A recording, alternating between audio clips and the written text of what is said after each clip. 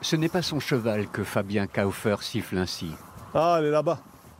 C'est une C'est vache. une nouvelle qui est gestante là-bas. Ou plutôt un petit auroch recouvert de poils de mammouth. Rajoutez une houppette, des cornes imposantes et vous obtenez une Highland Cattle, l'une des plus vieilles races de vaches connues au monde. Une débroussailleuse qui ne perd jamais l'appétit. Je leur donne un peu moins de foin, donc elles ont un peu moins à manger. Elles ont faim et elles vont manger tous les bourgeons là. Ce genre de choses là. Elles vont manger tout ça et donc l'arbre n'arrivera pas à grandir. Et donc elles entretiennent très bien les fonds de vallée humides.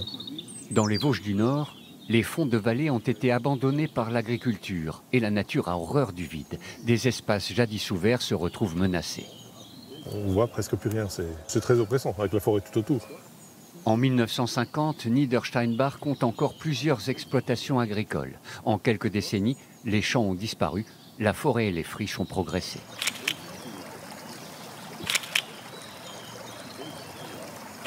Et ça va à une vitesse folle. Une fois que c'est parti, de toute façon, là, ça se répand très rapidement, trop rapidement. Les animaux dits rustiques sont friands de ces végétaux que leurs congénères délaissent.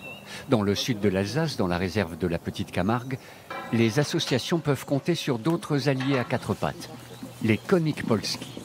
Ces lointains descendants des chevaux préhistoriques vivent ici à l'état sauvage. Ils sont 14 aujourd'hui, de moins en moins farouches, et eux aussi sont efficaces dans l'entretien des terres. Les espèces rustiques sont vraiment adaptées, c'est-à-dire qu'ils mangent à peu près tout ce qu'ils trouvent sur le terrain. Ils ont moins besoin qu'on regarde vraiment la composition de leur alimentation. Highland Cattle et Konik Polski sont complémentaires, chacun a son régime alimentaire. Certains vont plutôt brouter les extrémités des branches, donc d'autres plutôt les écorces à la base. Ça participe aussi à justement ce paysage qu'on a. Certains animaux sont mis à disposition des communes volontaires. Ce sont elles qui s'en occupent au quotidien. À Stutzelbronn, Il y en a un qui est couché là. 2 conseillers municipaux rendent visite au petit dernier. Valdo n'a que quelques jours et encore un peu l'âge d'ourson. Comme ses parents, il va bientôt se délecter de ronces et de chardons. Et il n'y a pas que leurs mâchoires qui sont utiles. Leurs sabots jouent également un rôle dans l'entretien des sols. Les fougères, si elles sont coupées, elles repoussent quand même. Donc le but est de les casser pour qu'elles ne repoussent pas, qu'elles s'épuisent. Ce qui est fait par le piétinement des vaches. Si on rentre avec des machines, tout de suite on s'enfonce, on fait des crevasses et tout. Donc ça permet de garder la vallée ouverte sans intervention de machine. Sans oublier un capital sympathie non négligeable.